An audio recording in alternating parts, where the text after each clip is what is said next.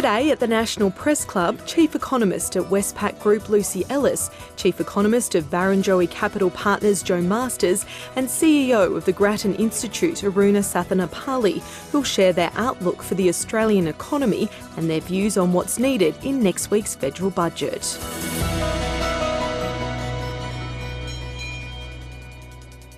Hello and welcome to the National Press Club for today's Westpac address. My name is Gemma Daly. I'm the Director of Media and Government Affairs at Australian Industry Group, but formerly in the press gallery for Bloomberg and the Australian Financial Review. So today is the annual Women in Economics Network pre-budget address. It is that time of the year. The timing couldn't be more perfect.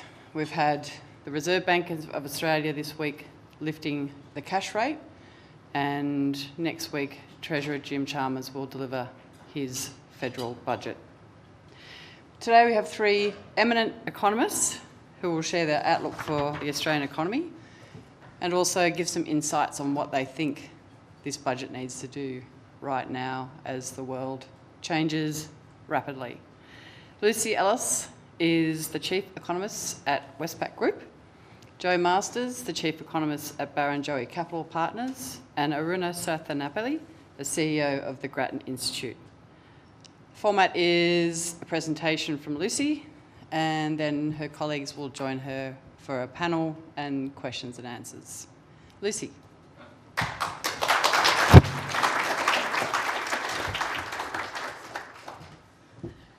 Well, thank you, Gemma, and thank you, ladies and gentlemen. Thanks also to the Women in Economics Network for the opportunity to speak to you today and to share a stage with such accomplished professional colleagues. I'm really grateful for the important work that the network does. Economics is a science of human behaviour. Our endowments, our priorities, and in some circumstances, our physiology can all matter for our choices and our outcomes. If economics does not incorporate all those diverse perspectives, it loses the ability to explain human behaviour. A profession that there is more balanced across both sexes is critical to getting that diversity of perspectives. Now, with so much going on in the world, it is all too easy to fixate on the immediate problems and ignore the longer-term issues and the opportunities. Today, I'd like to step back and talk about some of those longer-term trends. I will outline three big trends that are shaping current and future outcomes. I will highlight the opportunities that those trends present for Australian women, not just the downsides. And I will suggest some ways that the federal budget and government more broadly might promote these opportunities rather than focus only on the downsides. Those three trends are the ageing population, the AI technology revolution, and it is a revolution, and rising expectations of government, perceived or otherwise. Many in the room will be under the impression that population ageing means a shrinking workforce. I am here to tell you that that is not true. Work with my Westpac colleague Ryan Wells back in September shows that in most Western economies, the labour force participation rate is in fact rising. In Australia, it is on a 5-decade upward trend, reaching historical highs in recent years. Now, yes, the share of the population that is older is rising. Population ageing happens because we are living longer, healthier lives. People will make different choices as lifespans lengthen. They will work for longer. They will retire later. Now, part of this stems from policy changes, such as a higher pension eligibility age. But much of it comes from the choices people make, knowing they would otherwise need to fund very long retirements, and knowing that they do not need to retire early due to ill health in the same numbers as previous generations did. Thus, participation rates within age groups rise, especially in that 55 to 64 age group. This can be, and for Australia is, enough to more than offset the rising share of older people. Now, the reason for this counterintuitive result is an example of first-round thinking not being enough. We need to account for people's responses changing as circumstances change. So just as Toyota taught us to ask why 5 times to get to the root cause of something, we also have to ask, and then what? 5 times, maybe more, to isolate and understand how a longer-term trend is playing out. Changes in age mix do not happen in isolation. The and then what is that participation rates within age groups rise and can more than offset an ageing population mix. Now, I suspect that people miss this fact because it's not happening in the United States. US life expectancy has not really increased in the past couple of decades. Premature death is much higher than in peer nations such as Australia or in Europe. And the participation rate of the 55 to 64 age group and even the prime, so-called primes 25 to 54 age group lags other advanced economies in the US. The gap is now such that the overall economy-wide participation rate in Japan is noticeably higher than in the US, despite Japan's population being much older on average. So how is this an opportunity for Australian women? Because population ageing does present opportunities for women. First, some of the increase in overall participation stems from still rising participation by women in that 25 to 54 age group, not just from older workers. Now, there will always be some jobs, and I'm thinking here of furniture removal, where male upper body strength will remain an advantage. But as the workforce changes, though, job design will need to evolve to fit an ageing population, and those changes driven by an ageing population and the changes driven by a more female workforce are likely to be similar. And in addition, as lifespans lengthen and working lives lengthen, a career break for family reasons becomes less of a setback in the accumulation of retirement savings. Since women are still more likely to take such breaks than men, population ageing, people living longer, actually eases that source of a current disadvantage. So how might the federal budget support this? If government wants to realise the opportunities created by an ageing population and an expanding workforce that is older and more female, it should do everything it can to smooth the path for women to enter the workforce, to re-enter the workforce after a break, and to stay in the workforce as long as they feel able and want to do so. Getting the NDIS on a sustainable footing and back to its core purposes of supporting the severely disabled and reducing family members' caring burden is a singular example of what is needed.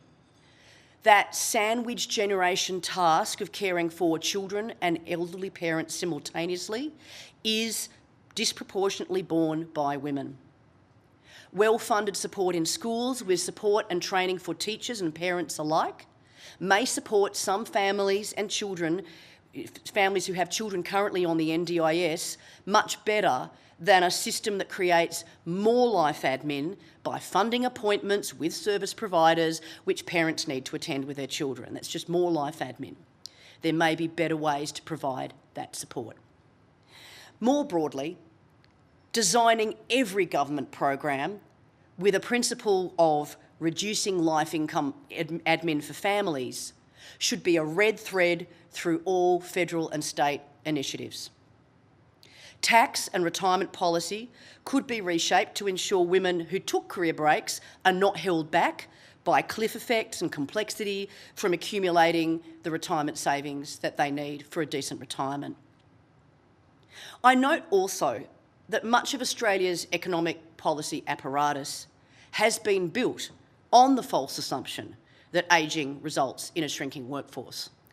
Separately, therefore, budgets, the intergenerational review and other policies could usefully be revisited so forecasts and program design can be built on actual trends, not first-round thinking. Turning to the AI revolution, and I use that word intentionally. The scope and capability of this new general-purpose technology has expanded enormously with a pace that defies belief. Anything that you thought about this technology based on what you knew 6 months ago is obsolete. There is a lot we do not know about how this will play out. Still, we can think through some of the implications, and we must think through those implications beyond that first round of responses. And so I do see opportunities for Australian women in the AI revolution. I see three specifically that might specifically benefit women. The first is that with everything being so new and moving so quickly that almost nobody knows anything, it's easier to step into a field or back into the workforce after a pause. Seismic breaks in the landscape of work mean past career breaks in your CV should be less of a disadvantage. Secondly, AI might weaken the hold of what Harvard economics professor Claudia Golden termed greedy jobs, those where long continual hours are expected and frenetic pace early builds experience and skills that allow career progression later. If agents, AI agents, can instead carry the context and assist with some tasks, always-on continuity becomes less of an imperative.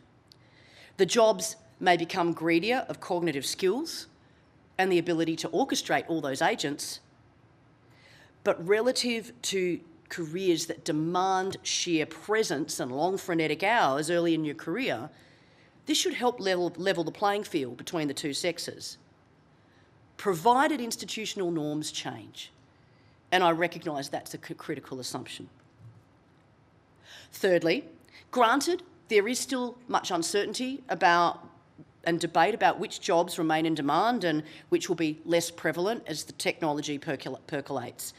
There is, however, good reason to believe that those least prone to full automation include those in-person so-called caring occupations that have provided so many job opportunities to women so far. I note also that Australia is well placed more broadly to take advantage of this new technology.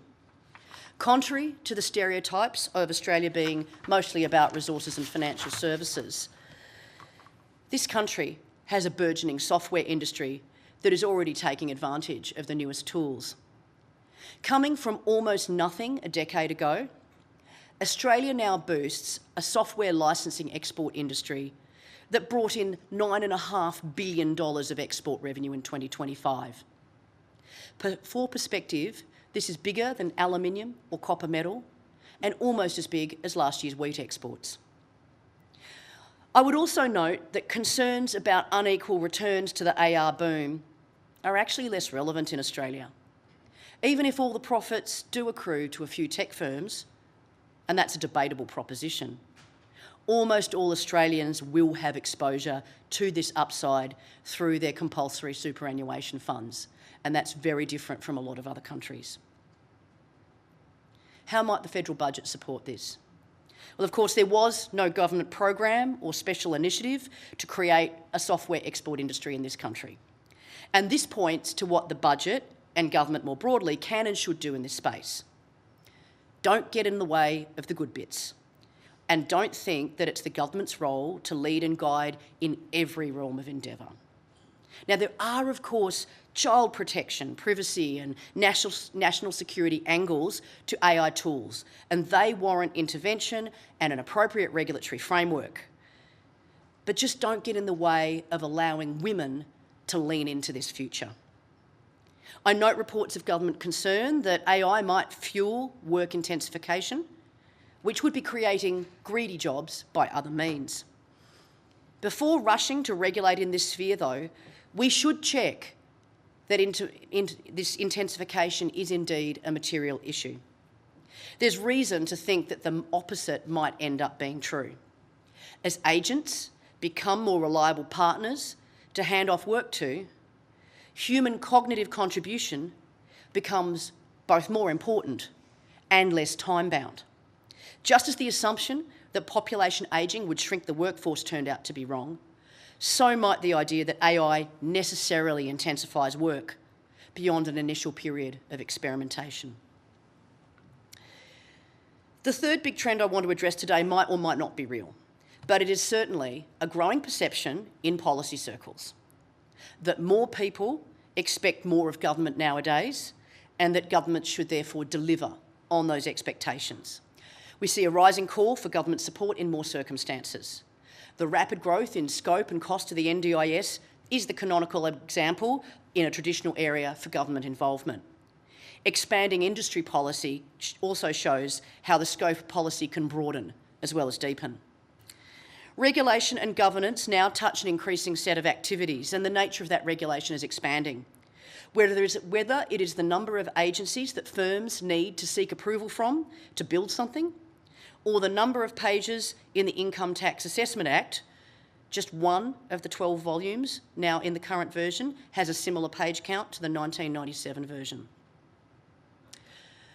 I'm reminded of that well-known feminist philosopher Avril Lavigne's lyric, "Why'd you have to go and make things so complicated?"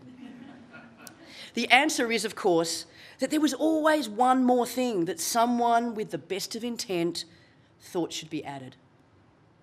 The consequences of this belief about public expectations are evident in our rising share of household income being paid in income tax, rising regulatory footprint, and, as with some of the public programs I've already mentioned, a rising life admin burden that falls disproportionately on women.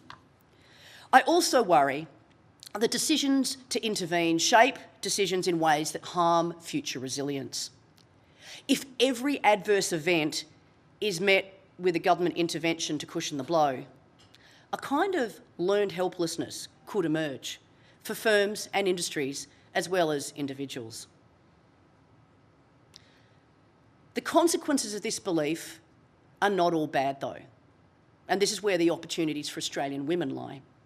An area where the footprint of government has expanded to the benefit of women has been the greater scope and efficiency of crisis payments, especially for women and children escaping domestic and family violence. To the extent that this means that more women can escape violence in the first place, this is surely a good outcome. In addition, as I noted earlier, the expansion of the care economy and the regulatory footprint more broadly has been a positive for women's employment, especially in a relatively sex-segregated occupational job market like Australia's. Health, education and social care roles are disproportionately female-coded. Using the industry of a person's main job to categorise, women and girls make up 48% of total employment, but more than 70% of employment in health, social care and their sub-industries. Public administration and financial services also have above average female employment shares. So how might the federal budget address this? Well, it would be good if these benefits could be reaped without all the admin, the complexity and the cost of the current system. And if there is one thing I would hope from this and future budgets, it is to take Ms Lavigne's words to heart and make things less complicated. Every intervention deserves scrutiny on that front. I'm not going to advocate for specific changes here. Instead, I offer the principle that government should hesitate and ideally refrain from policies and programs where the answer to any of the following questions is yes. 1, does the intervention take away choice? 2, does the intervention promote learned helplessness? 3, has support been overcomplicated? And 4, does the intervention involve relitigation of a safety standard or an evidence base that has already been established elsewhere? On the last of these, the axiom I have in mind is if it's safe enough for Europeans, it should be safe enough for Australians. There are some exceptions, such as the need to build differently in a bushfire-prone continent. But from car booster seats to bike helmet laws for adults, Australia has shown a consistent tendency to go further on perceived safety than its European counterparts.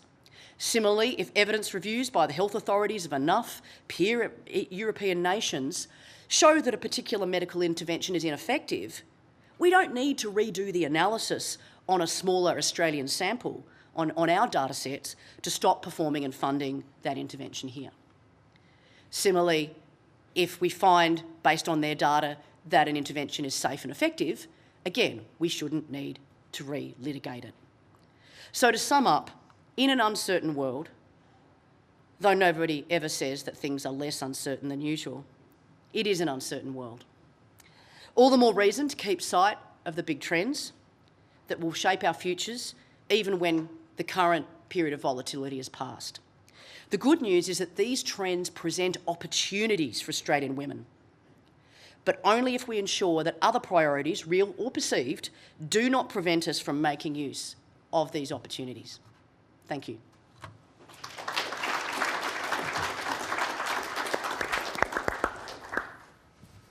Thanks so much, Lucy. I have a couple of questions for you, but I might first go to the ladies, to Jo first, in terms of your views on whether you agree with the kind of three challenges and what the economy and the budget's facing at the moment.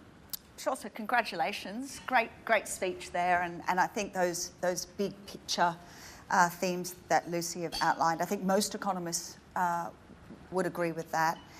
I guess from my side, I would extend some of what you've talked about, particularly in that last piece around what sort of can we learn from offshore and how can we use that to reduce complexity, red tape and regulation, because that is such an inhibitor on productivity in our country. And often the conversations around productivity are these big bang reforms, but red tape and regulation and complexity are perhaps not headline grabbing, but can really make such a material difference in our economy. And one I would call out is really in the housing sector.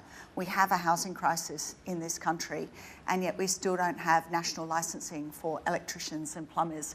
And when we talk about standards, I think we would agree that building standards in any state in Australia are reasonable, and yet we can't seem to get over the line on some of those issues. So I would add that to the list that Lucy's talked about, and really that's an extension of that complexity type theme. Yeah. Why do we have so much regulation? Is it just something, I mean, it's all levels of government are to blame for it, but is it just that it's been left and they've just built on it, and some of the ones from the past actually don't have a purpose, or are we kind of, what do you think the approach is? Yeah, so I think there's three themes that underpin that. One is just we're a federation.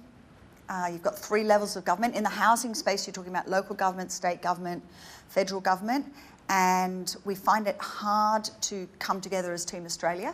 It takes extreme situations and crises for us to show that we can do that. And as someone once reminded me, in National Cabinet, there's always someone facing an election. In effect, Australia's always in an election cycle, and so that's a problem. The second one is we have just piled red tape and regulation on top of each other.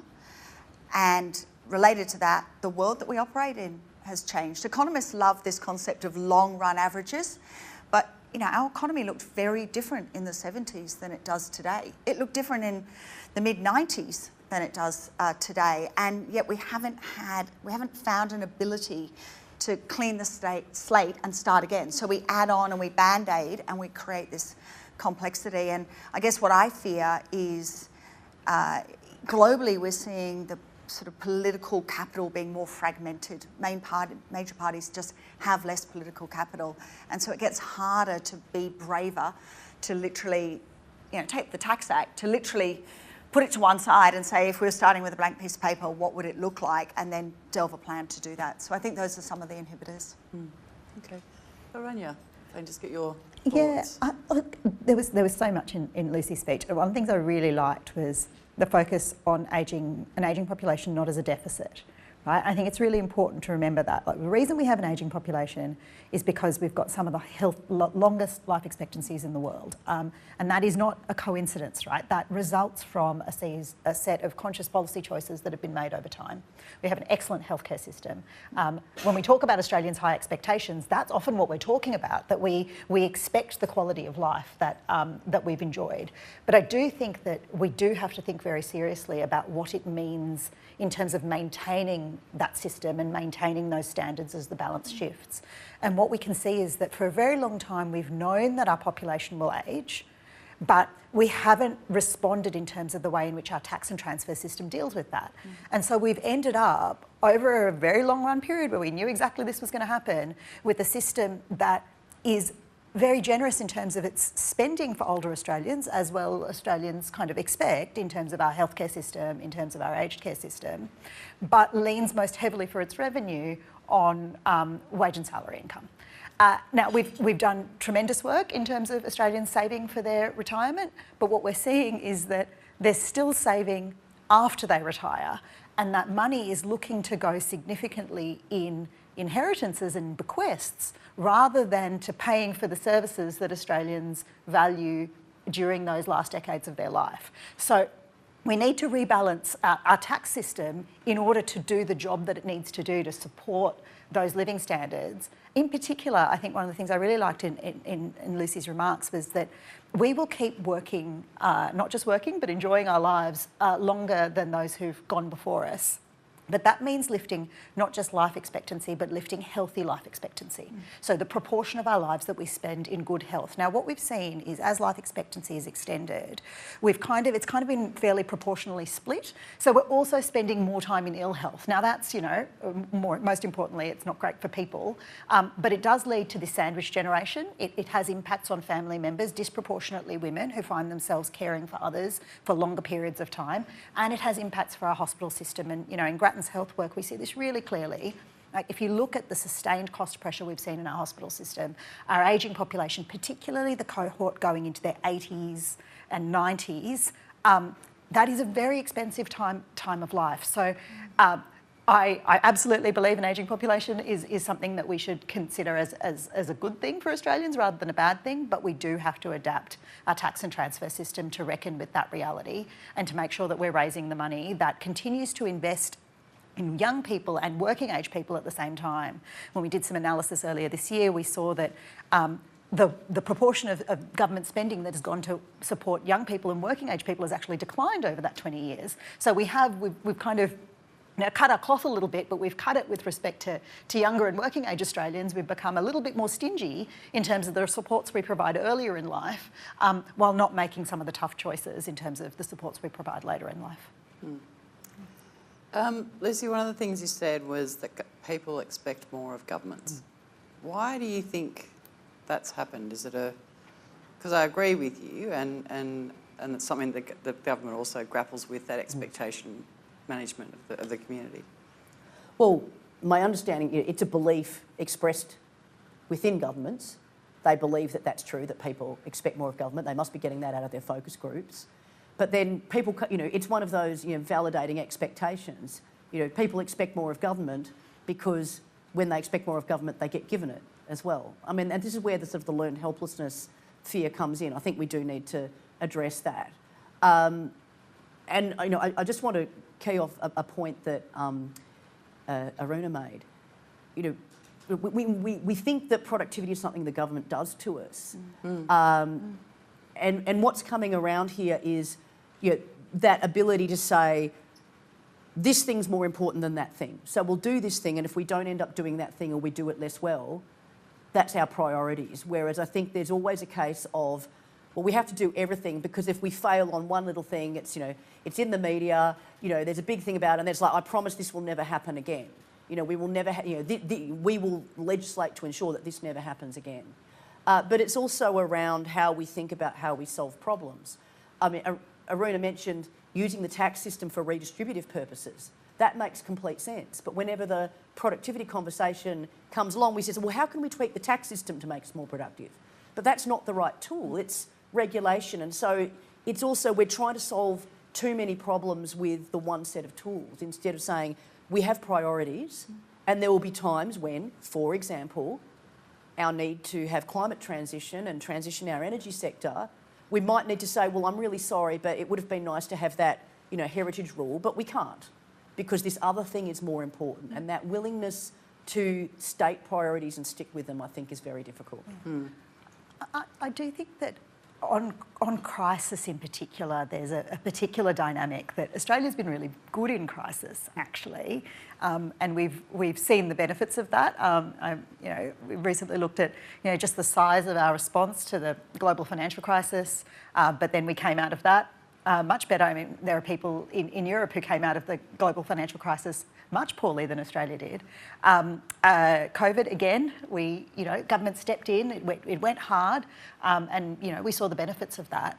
But that, I think, if I think about rising expectations, that's the thing that keeps me awake at night, is that if we're in a world where these sorts of shocks are happening more frequently, and we have this sense that, well, whenever there's a shock, we kind of need to drop everything, and we need to focus on holding a floor up beneath Australians' living standards, that is going to become increasingly difficult for governments to do. And I think what we're looking at for this budget is an example of a budget that needs to actually deal with sort of that rolling shocks environment, where our budgets need to start to build a form of resilience that isn't simply, well, we've just got to stop doing everything else because we've got a fuel shock on right now and we're going to throw everything at dealing with the fuel shock. We have to be able to progress a lot of our long-term reforms while also thinking about how we deal with a world that is fundamentally different and is going to throw these sorts of shocks at us in all likelihood more frequently. I mean, the way that Governor Bullock described it really powerfully earlier this week was Australians have just had a real income shock. We've been made poorer by a war on the other side of the world. We don't know how long that's going to last, but I expect the government will have a lot of pressure that the longer that lasts to step in and hold a floor underneath Australians. And I don't think we can wish that pressure away. I think we just have to find a way to manage it in a way that's sustainable over the long term.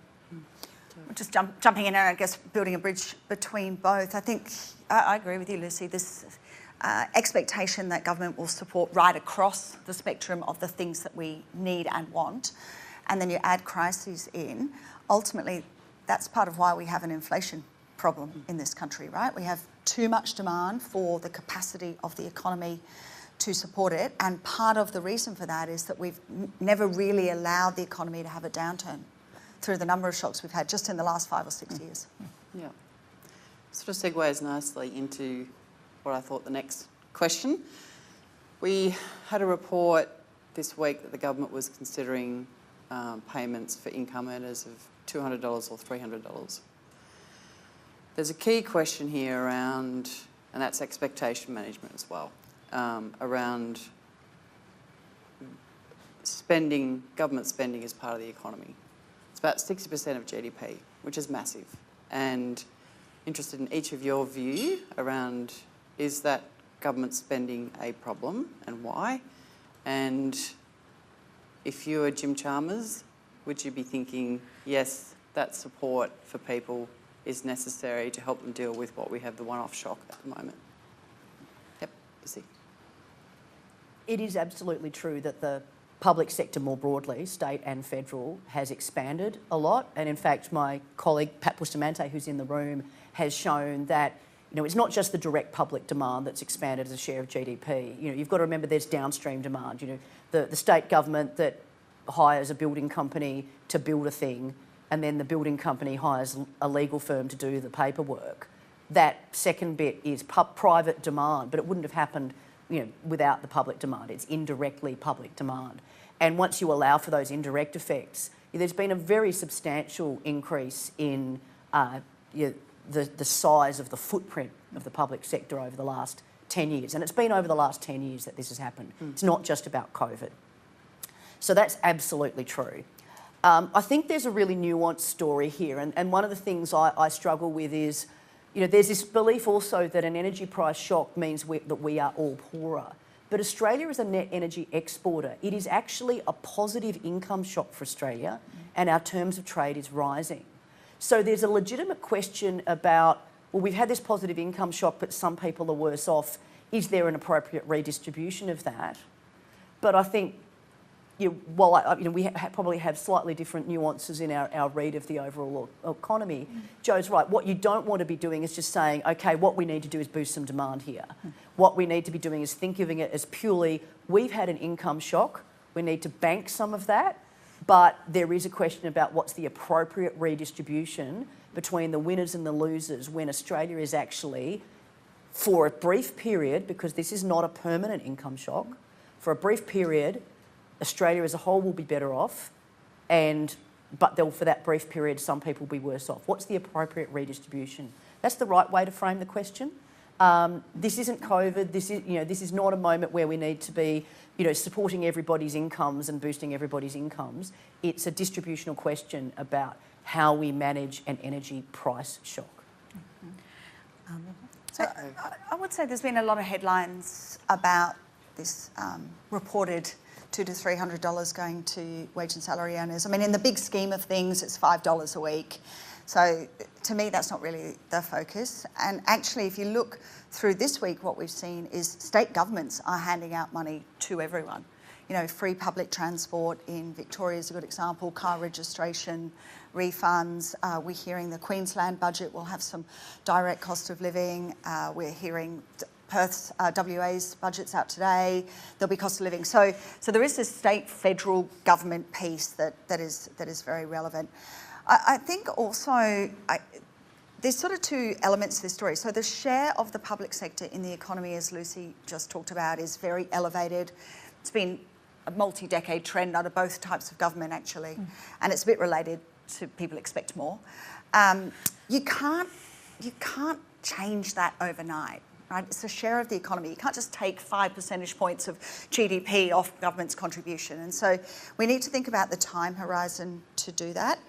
And so I think there's sort of two things we want to think about. What is the share of government in the economy and the trajectory of that? How do we change that? We change that through budget deficits. Again, it's very hard to turn a deficit of 1 to 2% of GDP into a surplus in a single year. So you need this sort of longer time frame and a plan to get there. To your point, Aruna, it keeps getting hit by these crises and sort of pushed back. So, we do need to sort of lift our eyes a little bit and think about what's the trajectory over the next 5, 10 years and how are we planning for that? Yeah. So I'm going to say something a little bit different. I'm going to say that I wish we would spend less time talking about spending to GDP, because I actually think what matters is what we're spending on and how we're spending. And there is limited utility to talking about spending in the aggregate without actually talking about precisely what spending are you talking about cutting and what is that spending doing? And in particular, why has that spending grown? Because sometimes spending grows because underlying parameters grow, right? And so if you want to cut spending in those circumstances, either you need to cut eligibility for stuff or you need to lower service standards. And if we're not willing to do those two things, then spending is going to grow because of underlying, say, demographic or other reasons. I'll say, obviously spending to GDP, is what it is. By comparative terms to other developed countries, it's not particularly high. I'd be more concerned about what's going on with state and federal combined than federal government in isolation. I think sometimes it distracts us from the core question, which is, what's the most efficient and productive way to get the outcomes that we want? So if the most efficient and productive way is to give the people money back in tax and for people to spend it in the private market, then let's do that. If the most efficient way is for people to collect tax revenue and provide a universal service that's targeted in population per capita basis to need, then let's do that. And I think there are really clear examples, for instance, in the health system, that it is much more efficient for us to collect tax revenue and then to allocate that efficiently. Now, we don't do that in Australia, actually. We're pretty poor at targeting our health expenditure to need. We kind of just let it go through a transfer system to GPs and specialists wherever they happen to be based. There's a lot we can do to spend better. I'd prefer we spent more time talking about spending better and getting the best outcomes rather than fixating on a sort of a number that can bounce around from year to year. Hard agree, absolutely. Yeah. Okay, so I'll put you on the spot here. If you were Treasurer, what is the key thing you would do in the budget next week? And I'm going to swap the order around. Oh, gosh. Look, I'm not going to surprise anyone because I'm on the record on this. I'm looking to see what we're doing on tax reform. This has been the kind of third rail of Australian politics for a really long time. Grattan Institute has been talking about reforms to our tax system for a very long time. There's a reason for that. There's a really strong evidence base. I'm with Lucy. I don't think they're a magic bullet for productivity, but I think they are sensible things to do to adapt our tax system for the future. It might be that those steps are incremental. I don't think we should necessarily quibble about narrow design features. What I want to see is that we start tackling the big challenges that Australians have identified, in terms of the way the tax system operates. And just see that kind of, even if we're starting to take some steps, then hopefully we've sort of opened a door that we can walk through in subsequent budgets and subsequent governments. So just on that, if I can ask you, this is a government that has political longevity like we haven't seen for a long time. Does that mean it needs to take those bold steps in terms of that long-term structural adjustments? I think so. I think a government that could be in for the long time, if it kicks the can down the road, it is just kicking the can to itself. And so it should be incentivised to tackle those things now, even if there are noisy losers along the way, because I think the NDIS is a great example. It was easy for governments to kick the can down the road because they figured someone else would have to have the tough conversation. But, in this very place, Mark Butler started that really tough conversation earlier this year around, well, we've got to get this thing on track and now's the time to do it. So I think there's similar aspects in terms of the imbalances in our tax system. I think now's the time to do it. I think that there's a widespread understanding that there is a need for reform, and I think if there's an expectation of government that I'm very happy with, it's an expectation that government cracks on and tackles the big challenges, and that shouldn't be timid. So that's what I'm looking forward to.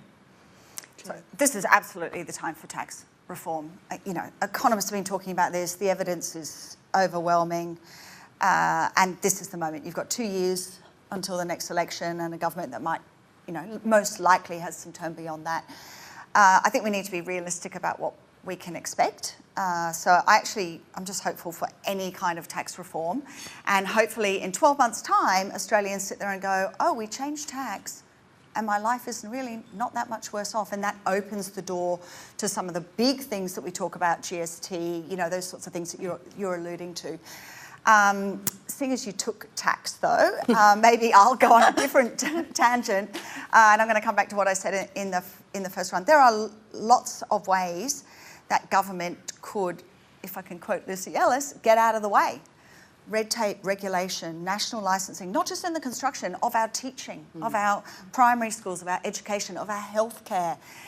Don't get in the way of AI. Just don't get in the way of all of these tiny, small things that in aggregate can actually make us, I hate to say it, a more productive economy and one that is more nimble for the AI revolution.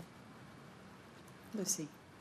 Well, I've long endorsed tax changes that support financial stability. I was doing that in my prior life.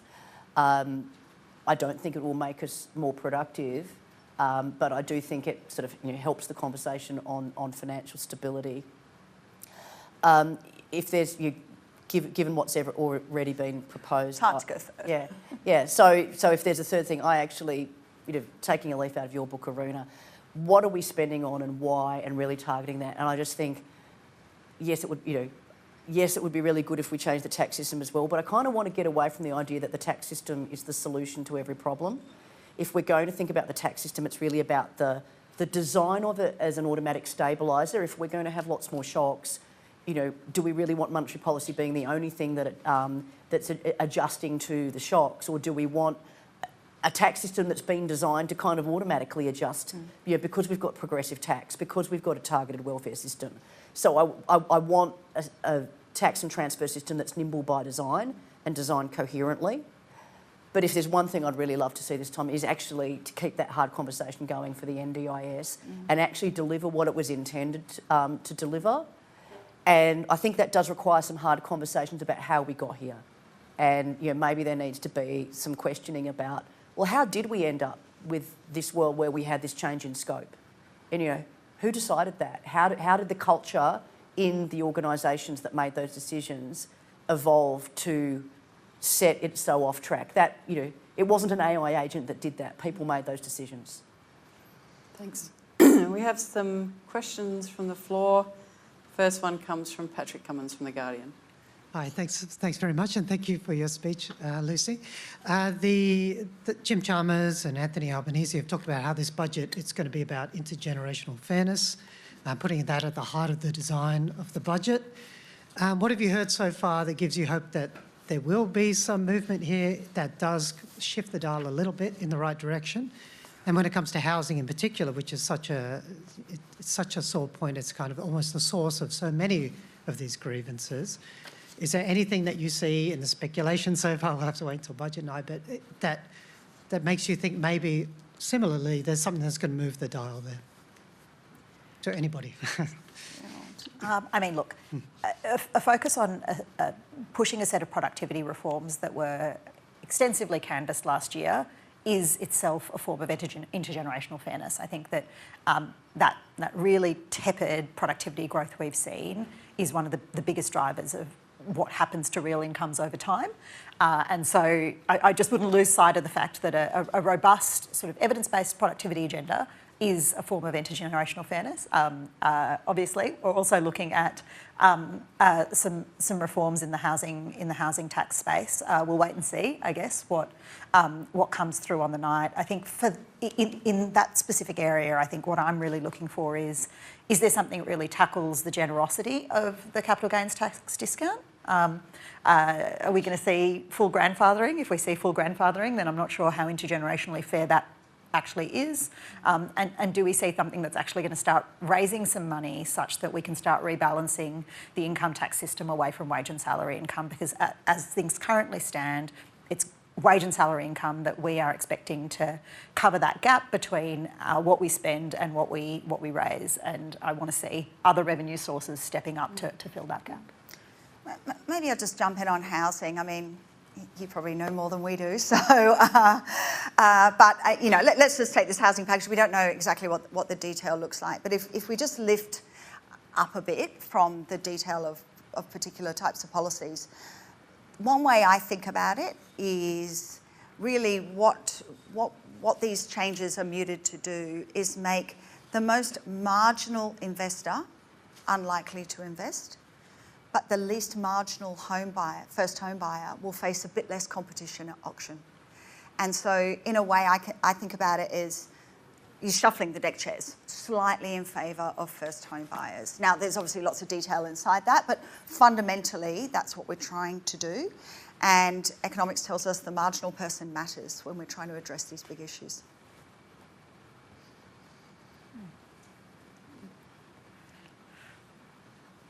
And next we have Leah Jekovic from the Financial Review. Thanks, and thanks for your speech, Lucy. So we've heard from the Treasurer that the budget will include a savings package, and we hear this sort of ill-defined word, responsible, a lot. At the same time, we know that higher inflation and higher commodity prices are good for revenue, and we're expecting an improvement in the budget's bottom line. But, you know, on theme, abstracting a little bit away from the underlying cash balance, what would sort of distinguish this as a budget, one single budget that shows the government is serious about improving its fiscal position and creating fiscal space for a world of rolling shocks, versus one that's seen, you know, a mechanical improvement in the deficit? Yeah, so, I mean, nominal GDP is high. Commodity prices, the Aussie dollar will take a little bit of that benefit away. Actually, the strength of the labour market has been such a dividend to the bottom line. We also know that a large portion of government payments are indexed to CPI or living cost indices, so there's a little bit of a lift, as you alluded to, on the other side of the ledger. So a strong nominal economy just doesn't immediately flow to the bottom line. The NDIS savings are enormous. You know, this is material reform, and I know there are question marks about delivery, but even if they deliver half of what's been slated, that's big. Now, on our estimates, most of that has already been spent on other things, predominantly healthcare and defence, and they are things we need, right? So this isn't going to be a savings package that flows to the bottom line, has a material impact on lowering debt that we owe. And I think it's hard to get it's hard to get such a big change in a single budget when you have these big spending like defence that you just really can't get away from. And so in a way, those things for me come back to what you've talked about, Lucy. Are we spending on the right things in the right way, in the most efficient manner? I think those are genuine questions. But we think net over the period, the sort of forwards, the 4-year forwards, most of what's been saved has broadly been spent. Yeah, look, I might just come in on that. I would love to see this budget boost our fiscal buffers for exactly the reasons that Leah referred to. Like, I think that there's a harder world ahead of us, a more expensive world ahead of us. But I think that the competition is with, obviously, the announcements on defence, and they're motivated in part by what's going on globally and pressure being put on Australia globally. There's also the announcements in terms of raising the minimum stockholding obligation for fuel. That is really expensive. There's potentially more coming down the track there. You know, I think we've had some announcements of feasibility studies for, you know, potential things like exploring oil refineries, which are, you know, there's potentially more pressure on that kind of industry policy side. I would love to see the government hold a really stern and disciplined line on some of that, and really focus on those measures that build resilience without necessarily hitting our fiscal buffers. So, for instance, how do we drive electrification as a way of avoiding future shocks rather than putting more money into buffering ourselves against imported fuel shocks? Yeah, I mean, I think where we're coming to in this discussion is we're making a distinction between sort of overall size and prioritisation, redistribution. So we might want to redistribute the source of a shock to cushion some of the people who would otherwise be worse off, but that's not the same thing as boosting the overall size of the budget. If we have things that we think are more important, that does mean doing, you know, not doing the things that are less important. And I think where governments have found it difficult is to say, I'm sorry, but that other thing's not important, we're going to stop doing it. We're going to stop funding that thing because this thing's more important. But mind you, on defence, you know, coming back to what Aruna said, it's so, you know, it really depends on what you get for what, you know, what you pay for and spending on the right things. It's so easy to spend enormous amounts on, you know, defence stuff. And I say that as the wife of a veteran. So, you know, it's so easy to just spend on big things. What have the last 3 or 4 years taught us? That actually the world of conflict has changed, and what we really need is drones. And we need, you know, drones and AI in a completely different way of thinking about defence that isn't necessarily big things that a drone can take out. And next we have Jacob Steinman from AAP. Thanks, Lucy, for the speech and for the great, you know, discussion so far, Aruna and Joe. I welcome the conversation about the size of government spending as well as the quality and the way that government spending is doled out. Like, clearly there's been an increase in the scope and the amount of spending governments have done, but in terms of direct involvement in the provision of services, government's been a lot less direct. Like, you know, they've tended to lean on more indirect payments for things like childcare, health, aged care, even things like housing, where we used to build a lot more public housing, now leaning a lot more on Commonwealth rent assistance. Is that the best way to be providing these services, or in you know, a program such as childcare, should we be thinking of making government provision in a similar way to public schools more of the norm? That's like your wheel. Yeah, I'm happy to take that. Look, I think that we kind of maybe go back to where we started many years ago. There's kind of this ideal of like either public provision or private provision, right? And we kind of have these two ideal types. And actually most of our services sit in the middle. So they're neither pure public provision nor complete sort of private markets.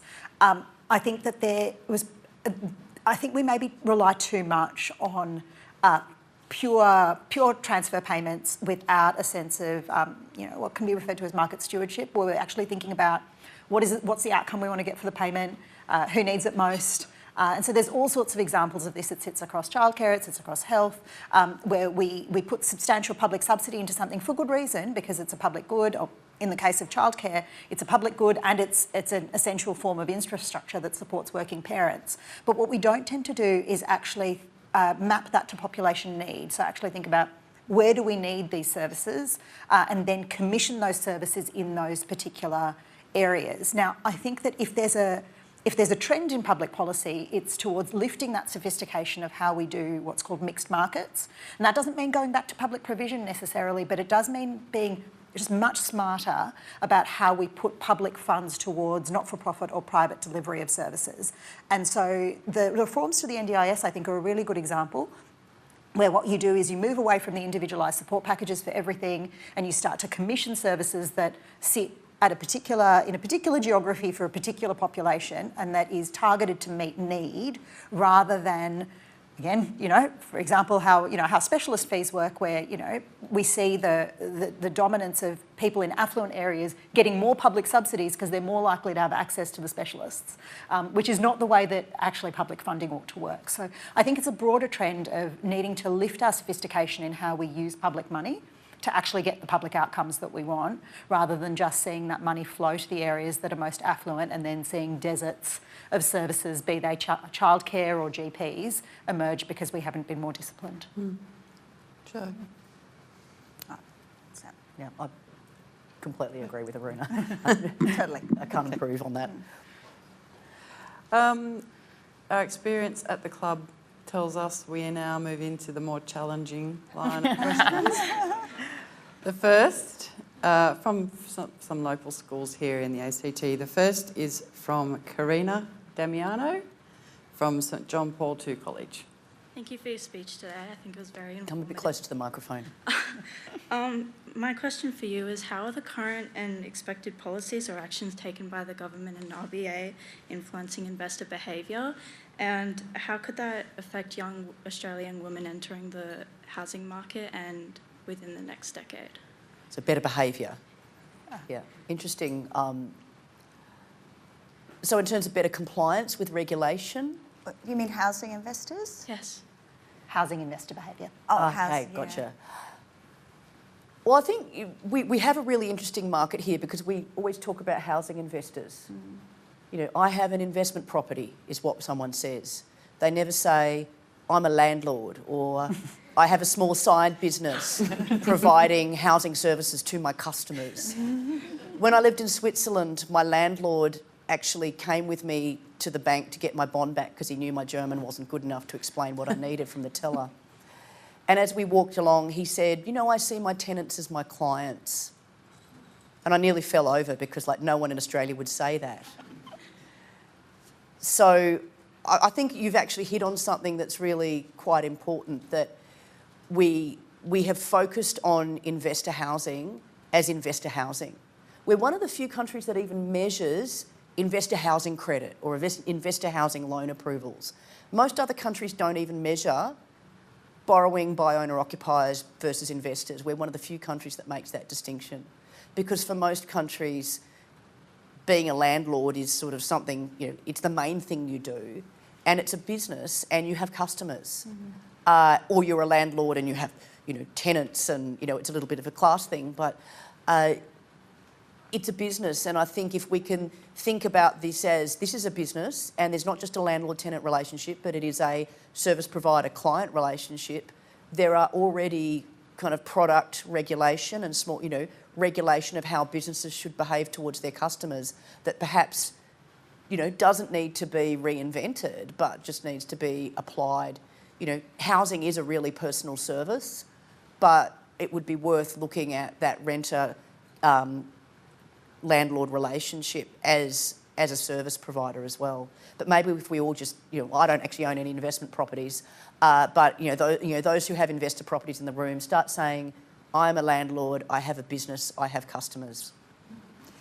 I think for me, it's less about the RBA and interest rates, right? It's a bigger issue than that. So if you look at the last 10 or 20 years, we've tried to make housing more affordable for young Australians by giving young Australians more money.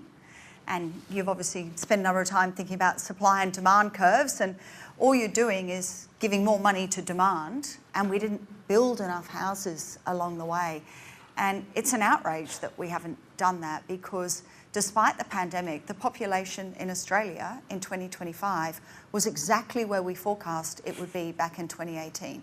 So don't let anyone tell you this is migration post-pandemic for the housing crisis. This is a crisis that has built over many decades where we've handed money to young Australians and we haven't built enough housing for our population growth or in the places where we've needed it, as you talk about, Aruna. And so now we're in this situation where we're still giving money to first home buyers.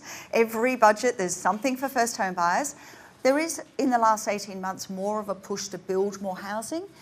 And again, this is local government, state government, federal government, but I live in Sydney, and in Sydney there's been a big push to build apartments along train lines and push through approval. So the encouraging news is we are starting to build a few more houses. We absolutely have a productivity problem in the construction space. Some estimates in some capital cities is a full-time worker in the construction area works 3 days a week. So we need to do more so that we can build good quality housing fast enough to not just keep up with population growth, but to catch up. And then finally, our tax system at the moment does encourage investors to buy housing, not what economists would call more productive investment, which is in things like innovative firms, fast-growing firms. Now, that might change next week after we get the budget on Tuesday night, and that's one of the things that we'll be looking at Barrenjoey. Actually, I just want to, given this is a Women in Economics network, I just actually want to put a women angle on this question. The construction industry has the lowest share of female employment in any industry. So we've given ourselves a hard task by having fast population growth, currently the fastest in the OECD. So, that's the choice that we've made, but then we didn't, deal with the implications of that. No. But one issue is the capacity of the construction sector. Maybe we need to make it a more welcoming place for women. That's a great point. And just to pick up on that, if you look back in, 5 or 10 years ago, the mining sector increased their employment of women.